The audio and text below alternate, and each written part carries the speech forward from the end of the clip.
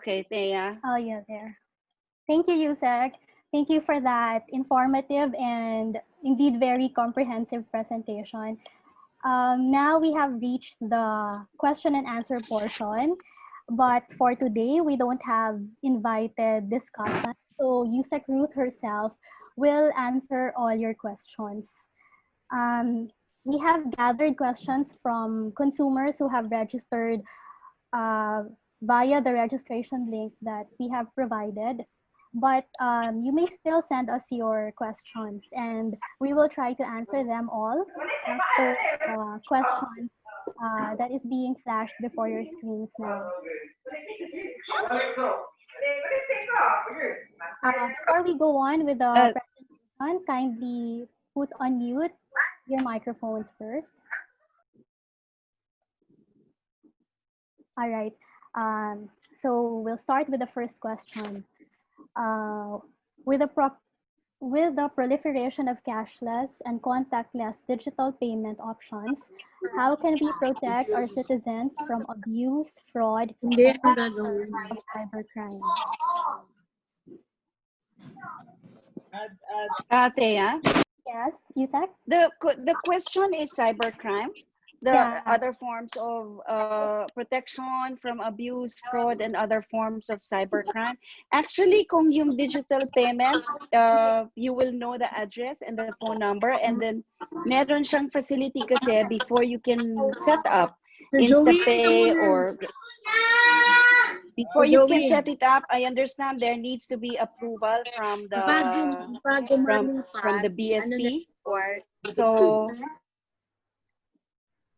So kailangan may registration sila. Mas madali po actually to protect them, to protect the consumers against cybercrime kung contactless digital payment siya. Kasi hindi po sila basta-basta makakakuha ng ganitong payment system without approval from the Bangko Sentral ng Pilipinas. So BSP po, example, nakaset up na si InstaPay. InstaPay naman ang hahanapin natin doon sa seller, for the seller who used InstaPay as a payment gateway. Mas madali siya actually makaprevent ng cybercrime kung digital yung payment. Thea? Right, thank you, Yusek. So for the second question, it's about... Is there a government agency? Okay. It's about sales promo online. Opo. Yes, yes. We mentioned earlier that the Consumer Act does not distinguish between a brick and mortar store, a physical store, or a virtual store, or ito yung online sellers. We have the sales promotion division in the Fair Trade Enforcement Bureau. Sa kanila po lahat fina-file ang applications for sales promo, and they're the ones who issue also the sales promo permits. Please make sure that if you are going to conduct a sales promo, to get the permit, otherwise tatanggalin po namin yung inyong sales promotion. And we continue to do that despite the pandemic. Marami po kami ring tinanggal ng mga sales promo, whether online or in physical stores. So please just apply. It's also please log on to IREG, Kaya pakikuha na lang yung website ng sales promo division natin, IREG or IRES application. Okay, next please. Yeah, so the second question also answers the question in the chat box of DTI Romblon, Ms. Gina Maanyo. Yung tanong po niya is also kung saan ipa-file ang complaint regarding the online raffle sa Facebook. Kasi right now, there's been online promo proliferating in Facebook kung saan yung mga individuals nagpapa-raffle po online. Yes, they can always go to the DTI Fair Trade Enforcement Bureau. Online din po siya, yung sales promo. They have launched it. Pakikuha na lang anybody from FTEB here. Pakikuha na lang yung site ng sales promo division. So, kung hindi po kailangan, please just make sure na you apply. Pag hindi na po siya kailangan or if it's exempt, the sales promo division will tell you na no need to process, or they'll issue a certification to you of exemption kung exempt po kayo dun sa filing. But please make sure to file it just to be sure. Ayan, Regis, ayan si Rose Egmilan, the head of the Sales Promo Division and the Assistant Director of the Fair Trade Enforcement Bureau. iregis.dti.gov.ph for all applications of sales promotions. iregis.dti.gov.ph. Okay. So, next question, Thea. Thank you, Yusek. The third question is, if the purchased product is damaged upon delivery and the seller is insisting that it is the courier's responsibility, is there a remedy that consumers can insist, such as refund or replacement? Who is liable for this scenario? And should it be the seller or the courier? For all online transactions, ang transaction nyo po is always done with the seller, not with the courier service provider. So you go after the seller. You complain against the seller. Hindi po yung courier service provider unless it is clear that you made the transaction directly with the courier service provider. Kung hindi po, always the seller will have to be held responsible, and the seller, of course, will have the right to go after the courier service provider. Kaya ang advice nga natin doon sa mga online sellers, baka kailangan ninyong to protect yourselves, install a mechanism na pagka pinadala nyo dun sa courier service provider, take photos, have them sign a document that they receive the product in good condition. So pagka nakarating sa buyer yon ng sira-sira na, you have proof na hindi sa inyo galing yung defect. So the courier service provider will have to be responsible to you. It's one way also of protecting the seller, kasi hindi naman lahat ng sellers ay nagpapadala ng sirang gamit or defective or the products. So marami ding cases na yung courier service provider na ang nangyari, but for any consumer complaint, the consumer will have to go after the seller, not the service provider. Thank you, Yusek. So, laging seller muna. Right. Naka-mute ka. Okay. Yes. For our fourth question, what are the sanctions or penalties for online selling, for online sellers which do not have, which are not a registered business? Just like the businesses na in the physical store na hindi nakarehistro, pareho din po yung penalty niyan. It's section 255 of the National Internal Revenue Code. It's also in the millions, parang 50,000 minimum to 1 million pesos. I do not remember exactly, pero yan po rin yung magiging penalty ninyo or yung magiging sanction ninyo.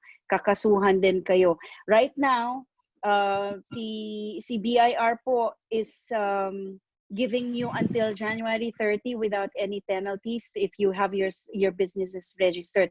Please don't worry about the taxes, kasi kung talagang hindi naman po taxable, hindi kayo itatax ng BIR. Just have yourselves registered.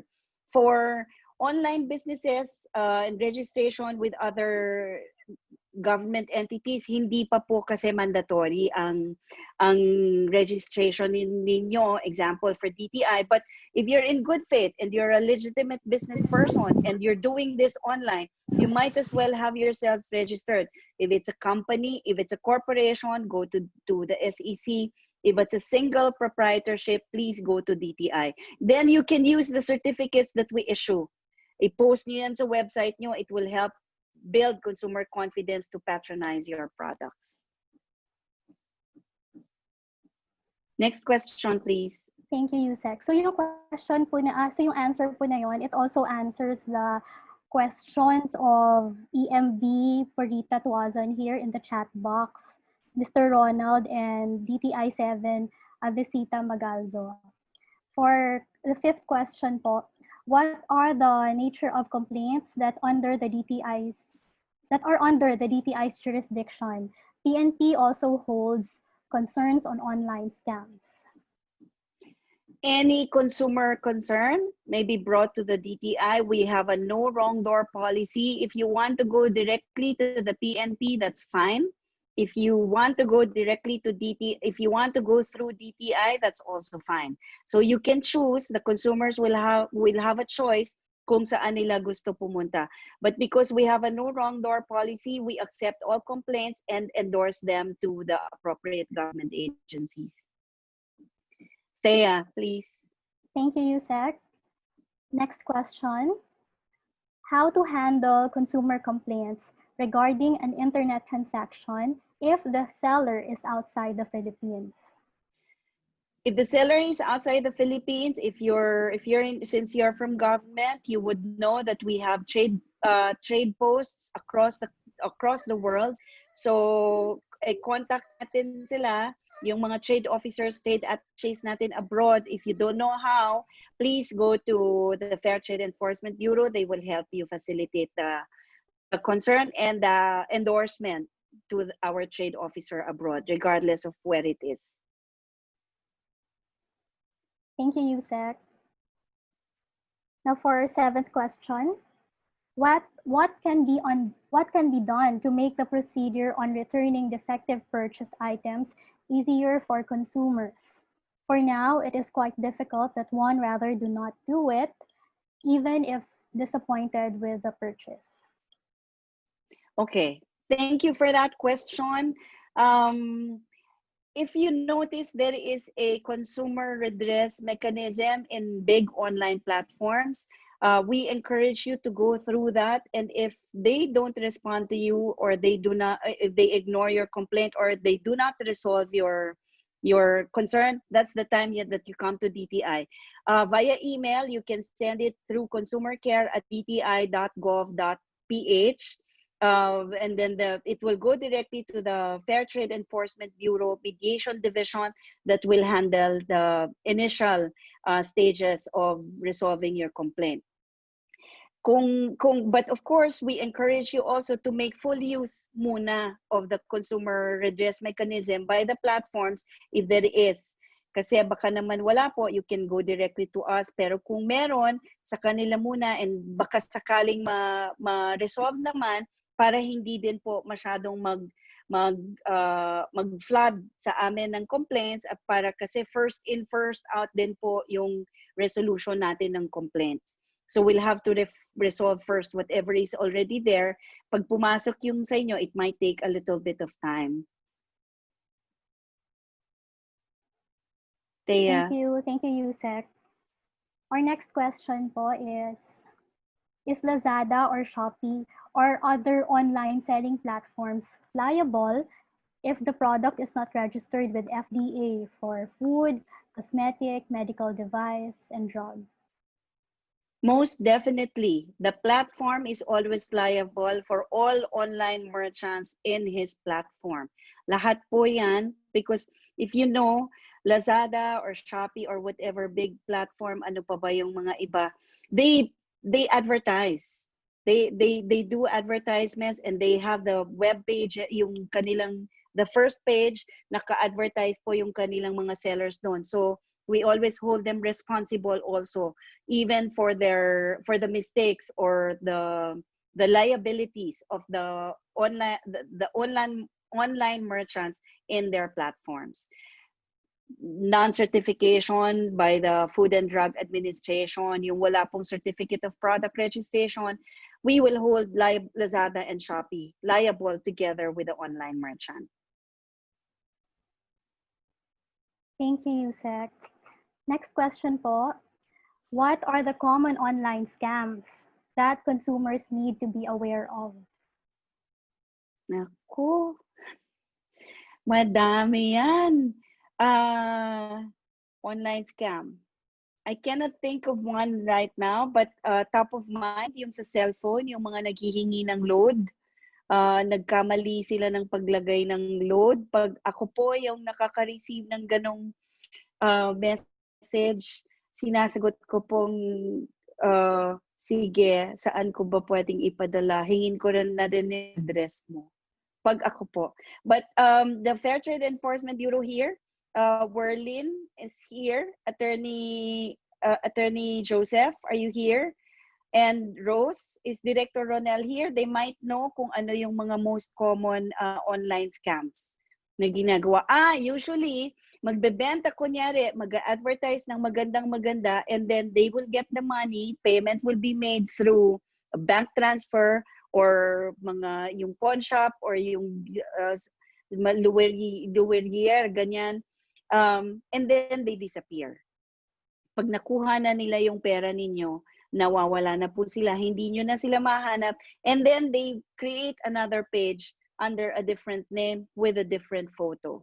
So just be careful of these scams. Marami pa rin pong ganyan, kaya consumers also need to be wise and responsible for all their dealings online. Next, please, Thea. The last question here, flash before your screen. How can the consumers identify if the seller is a fraud or bogus? What is the complaints handling procedure if the bogus seller can no longer be reached or traced? Okay. If they refuse to give you an address, kung hindi siya naka-register, and then they refuse to give you an address or a phone number, or refuse to meet up with you, should be a fake. So run away from it. Huwag nyo na pong entertain. Find a legitimate seller, or one that is registered, or one that you can find physically.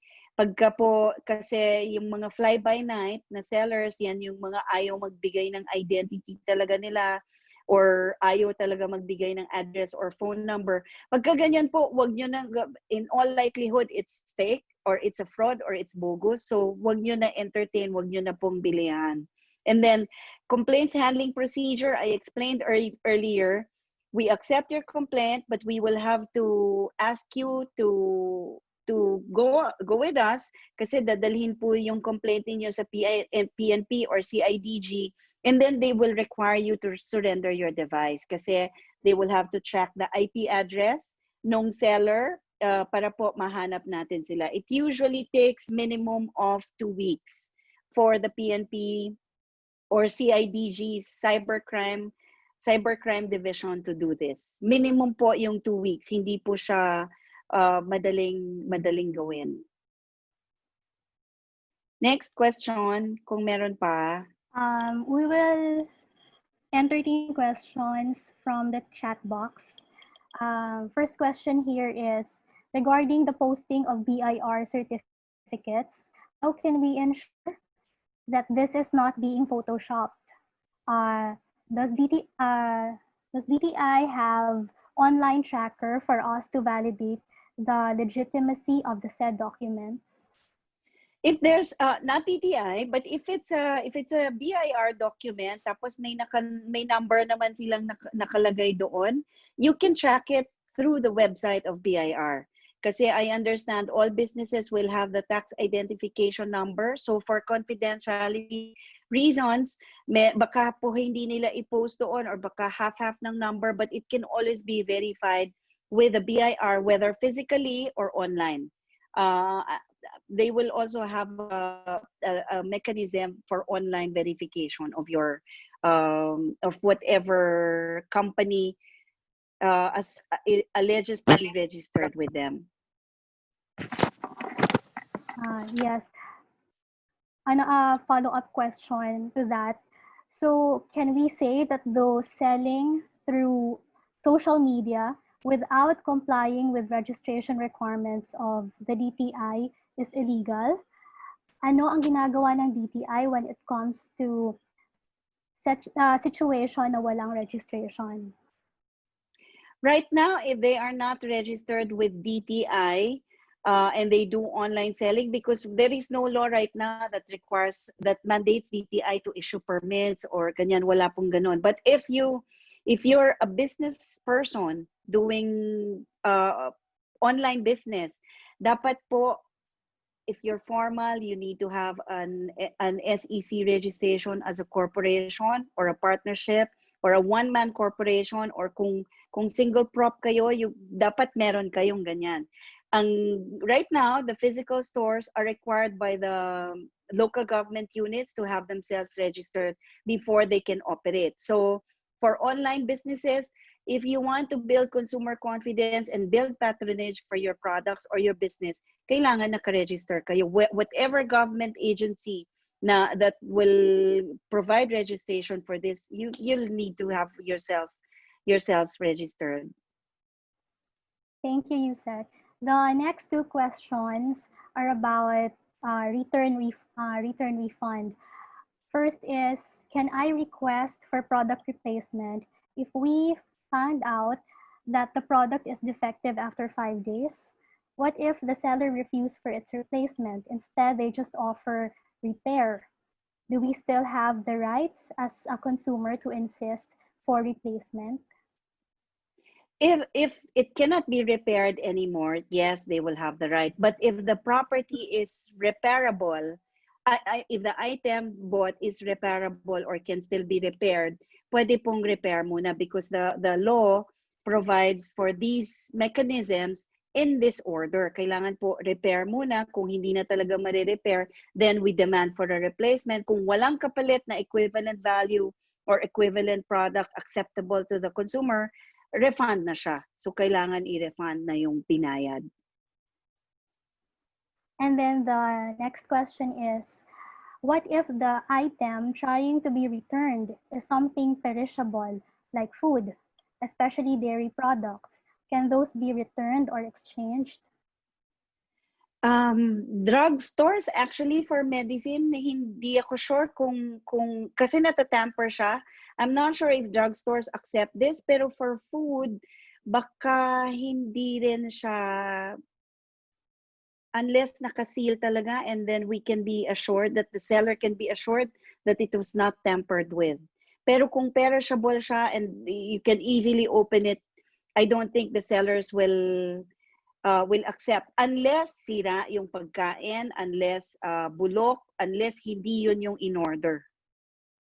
Can be returned also. Pero syempre, as a consumer, we would also understand hindi naman tayo magbabalik ng produkto na alam natin na nasisira, especially if we're going to return it 2 or 3 days later. Thank you, Yusek. Another one on warranty and refund. This is from Attorney Kurt Montero of DTI 13. If a consumer will buy a cell phone with an express warranty of 7 days and it will become defective within the same period, should we follow the express warranty of 7 days or the minimum implied warranty of 1 year? If it was agreed upon, kung sinabi sa'yo when you purchase the product na 7 days lang at pumayag ka, binili mo pa din siya, you'll be bound by your agreement with the seller kung 7 days lang talaga. Kung walang, mabuti pa wag mo na tanungin, kasi kung might be a bad advice though, kung wala kasing warranty siya, automatic 1 year. Kung wala kayong pinag-usapan or walang sinabi sa inyo na 7 days, automatic siya 1 year. Pero kung 7 days lang, wag ka pumayag. If it's not acceptable to you, wag ka pumayag na 7 days. Maybe you can find another seller who will give you a longer warranty period.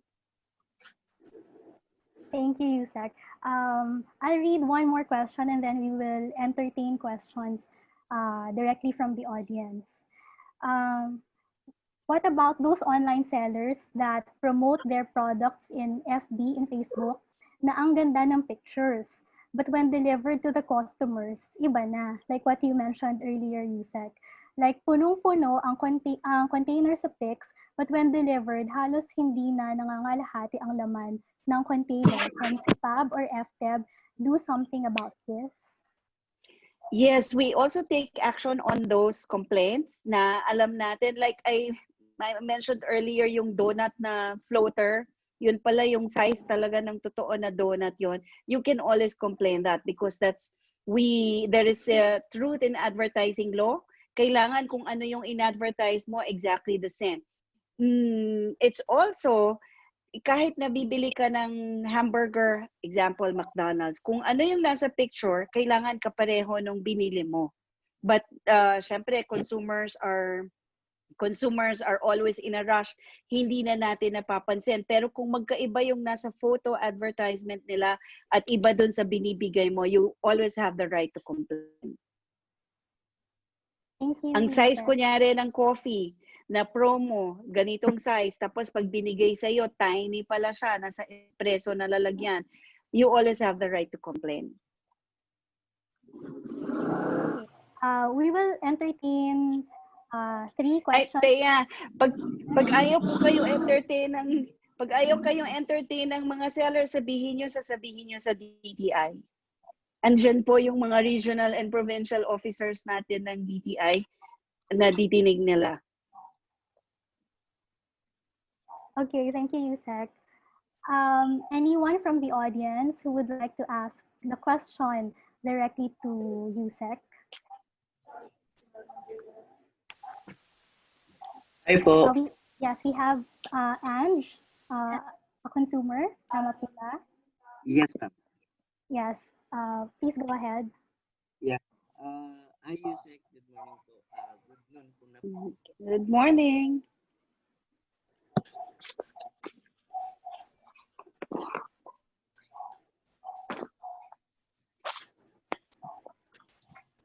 Anong question? Ange? Product replacement po. Okay. Kasi yung unit po na, yung product or yung unit is vehicle po. So, pinurchase namin via auto loan. And wala pang 7 days kasi nakitaan na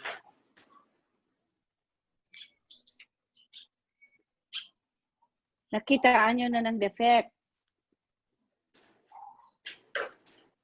Meron po bang policy na 7 days replacement yung vehicle na unit ng DTI or anything? Ay, depende po sa seller yon, kung ano yung agreement ninyo, kung ano yung policy nila.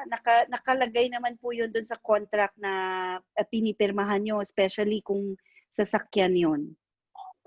So, in-house yung warranty na 7 days. In-house po. Kung walang naka-specify, the 1-year warranty also will apply. Pero meron pala tayong lemon law. This is specific for motor vehicles na mag-a-apply. So the consumer will also have the right to seek redress from the vehicle seller. Alright. So, lemon law po yung kumukover doon, no? Opo. Thank you, Yusek. Thank you po. Salamat ulit. Thank you, Ange. Thank you, Yusek. Anyone else from the audience who would like to ask their question? Hello. Yes, can I ask a question? Yes. Hi, Mr. Rafael Mirafuente. Please go ahead. Yeah, thanks for the very insightful talk. I've been enjoying it very much this last hour. My question is, we want to offer online art classes to children. Is there any kind of protection law that we need to be aware of when offering products to children? Online, I'm sorry? Mr. Sorry, these are Mirafuente? online art classes. Art classes. I see. Yes. Art classes.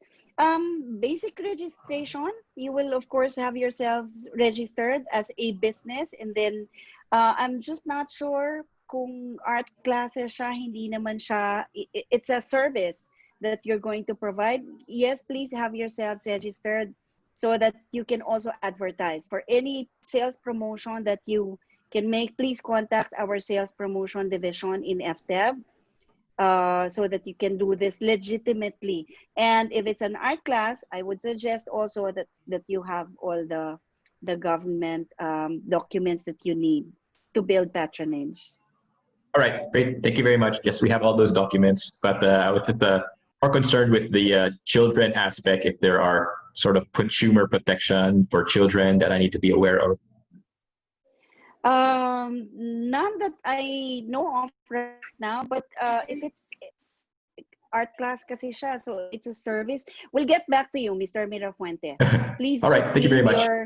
Please leave your email address here so that our Consumer Policy and Advocacy Bureau will know how to get in touch with you. All right, great. Thank you. Thank you. Thank you, Sir Rafael and Yusek. Our next question is from Sir Versuelo Garcia of DTI Region 4B. Sir, please. Hello, Yusek. Good morning po, Yusek. And, Good morning, Verse. How are Opo. you? yes, Yusek. Okay naman po. Ano ko lang po, follow up po lang yung question po nung taga DTI Romlan namin, si Ate Gina kanina, maanyo. Ang question niya po is actually about, hindi po ito sales promo, but more on yung raffle promo na nauso sa Facebook. Raffle promo. Ako yung paraffle po nila, ang tawag po doon is RIPA. Ibig sabihin, may 100 numbers yung ibebenta niya. Tapos ang mga bawat isang slot, halimbawa 100 pesos, ang mga panalunan mo is cellphone. So yung mga ganun po ngayon ang parang naging trend na sa Facebook ngayon. Is that gusto lang po namin marinig from you po, Yusek, kung yun ba ay under ng DTI, kasi pinuputakti po tayo ng na bakit daw walang ginagawa ang DTI regarding that raffle promo. Parang nakunote nila yon regarding sales promo na in-issue. But it's a one form of gambling that cannot be done through Facebook. So sige, sige Verse. Our Fair Trade Enforcement Bureau will contact Facebook para ma-prohibit yung ganyang transaction, especially if it doesn't have any form of permit from any government agency. Totoo ba na may nananalo? May nananalo ba sa ganon, sa raffle? May nananalo naman, Yusek, may nananalo. Opo, ang aming... Hindi mo nga ni ako dili ako na... Hello? Hello po. Yes, wait.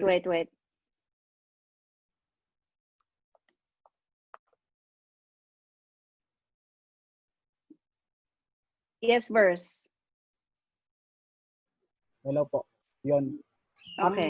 Yes po, Yusek. Ang ano lang namin doon is para kasing na dadrag ang DTI na parang tama po talaga, Yusek. It's a form of gambling. Kaya lang ang connotation nila doon is parang sales promo siya na dapat kumukuha ng permit sa DTI. Ano po kaya pwedeng gawin natin doon kahit sa consumer care sana natin para lang same tayo ng parang advocacy na Page. This is not yes po, this is not DTI but more on illegal gambling na cover na cover ng EO 13 signed by President Duterte 2017 po. That's why Assistant Director Rose Egmilan is here. Rose, pakiayos mo yung sa Romblon ni Verse. And maybe Verse, you can also caution consumers against yung mga ganyan na online betting. For the most part, it will be deceptive to consumers. Kaya i-discourage na lang natin sila from entertaining this kind of activity. Yes, Yusek. Yun nga po, may ginagawa na po kami parang sort of advocacy na rin dito. Gusto lang rin po sana namin para sana uniform yung ating kasi hindi lang naman po sa Romblon po ito, Yusek. Talagang all over, nakikita ko sa Facebook, maraming gumagawa po nito yung paraffle natin na yan na yung RIPA, ang tawag po nila yung RIPA. Yung meron kang bibiling slot na number and then mapapanalunan mo is worth of para siyang ruleta kung kaya lang doon sa kanya may produkto siya na ibibigay, sa halip na ibenta niya, ipaparaffle niya for worth of 100 pesos na 100 kayong tataya. So parang ganun po. Sige. Okay, thank you. Is Attorney Marimel here, the Consumer Policy and Advocacy Bureau? Andyan ba si Attorney Mel? If not, AD Camille, please coordinate with AD Rose Egmilan. Maglabas ng consumer advocacy notices to the public on this activity. Ngayon ko lang narinig yon. Sorry naman po. Thank you po, Yusek. Thank you very much po. And God bless. Thank po. you. Keep safe. Servers and Yusek, would entertain 2 more questions from the audience.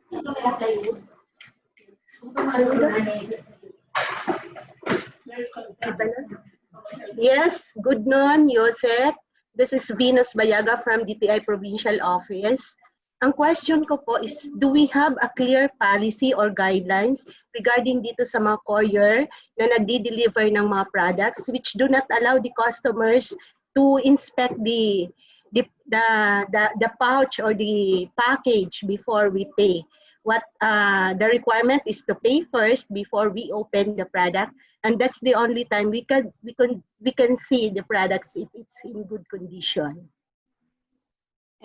Venus, I said earlier na unless the seller is also the one delivering the product or same company or maybe sister company, the sales transaction is between the buyer and the seller.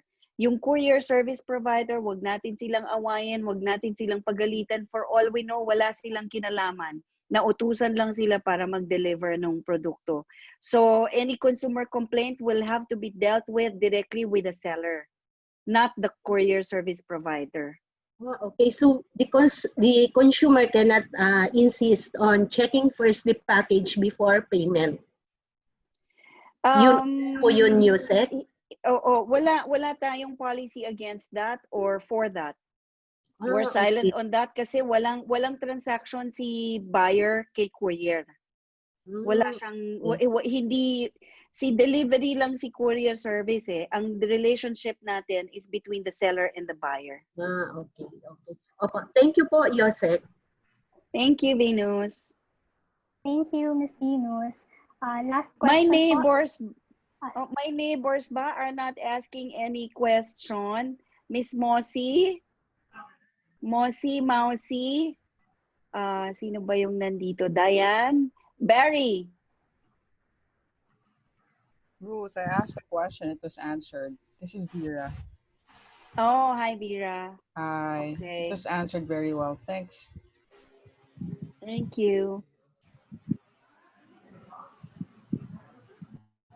Last question. Barry, online shopper.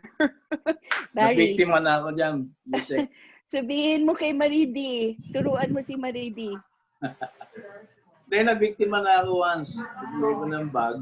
Hindi exactly the same bag. Kaya hindi na ako masyado bumibili doon sa mga online. Pagkain na lang yung online. Buy from legitimate stores kasi meron naman halimbawa, di ba si Nike, yung Nike official store is now also going online. So doon ka na lang bibili kasi if you buy it from a platform, like Lazada, Shopi, in all likelihood, my children, they know the legit one. No? So I just ask them to buy for me. Okay. Very comprehensive, very informative. Yusek, congratulations. Thank you. Thank you, More Barry. than 500 participants. Wala na, going na sila kasi lunch break na, lunchtime na. Siguro you have to repeat this. Marami siguro hindi pa rin nakakaalam. We'll do a repeat. Oo. Thank you, Barry. Thank you, Yes, Yusek. Mister. Stay safe. Thank you. Hello, Yusek. Good noon. Yes, good afternoon. From DTI Bohol. Yes, Yusek. Joe Hibaya, Yusek. Oh, yes. Hi, I Joe. have something to ask regarding online selling, Yusek. We had just our meeting with the city government a while ago, and they're planning to craft an ordinance, but they're asking us whether there is already a policy of DTI mandating all online sellers to register. Do we have that policy right now? Hello? Wala pa tayong ganun eh. Joe, I will ask Secretary Lopez. Hello?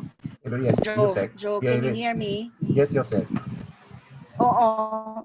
We'll ask Secretary Lopez kung gusto niya nang i-mandate, but right now, voluntary pa lang ang registration natin. Kasi we're waiting for the internet transactions bill. But baka pwede mong i-advise doon sa LGU na yung BIR registration ang gamitin nila. At least they will have a starting database, a database that they can start with kasi yung mga nag-register sa BIR, at least magkakaroon na kayo ng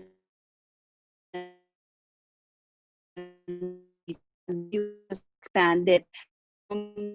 Local government units, pwede rin kasi it's a business, no distinction between a brick and mortar store and between a physical store and a virtual store. So pwede rin yun. Paki-advise mo na lang sila.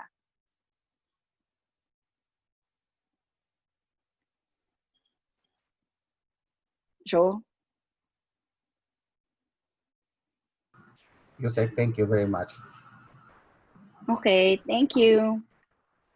Thank you, Yusek. Thank you, Sir Joe. So for your questions, you can email them to consumercare@dti.gov.ph. And Yusek, any last words po before we close? Yes, thank you, Thea. I'm seeing some questions here kung saan pwede i-report yung scams and complaints. Please go to consumercare@dti.gov.ph, or you can call us through DTI 1384. That is the consumer hotline, so that we can help you and assist you in settling the concerns. So we end now. Ladies and gentlemen, marami pong salamat for listening to us. I hope we are able to convey information to you that you can use in your daily shopping lives, pati po yung mga businesses natin that we want to help grow so that you can build a track record, build a reputation, build patronage, have yourselves registered to build consumer confidence. Maraming salamat po sa inyong lahat, and have a great Tuesday. Thank you also to Consumer Policy and Advocacy Bureau and to the DTI Consumer Protection Group, lahat po ng regional and provincial officers natin who are here. Maraming salamat for helping us cascade the information to your localities. Thank you, everyone. Thank you, Barry. Thank you, my BRB neighbors. Thank you, Yusek. I guess Asset Anne has a message, but on her behalf, ED Camille will deliver the message po. Ms. Camille? Hello. Hello, good afternoon po. Thank you, Yusek, for that very good presentation. And thank you for the very good answers to Yusek. You were able to guide all of us. No? Now, thank you very much for everybody who joined us. We are very much aware that with the community quarantine, the use of the internet for personal and business transactions was magnified. So many have been benefiting. Unfortunately, many are also victimized.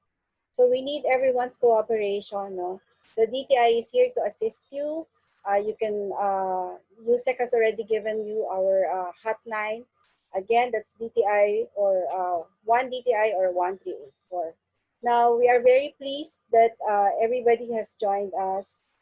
Next time po, we took note that we need a part 2. So we will arrange for that.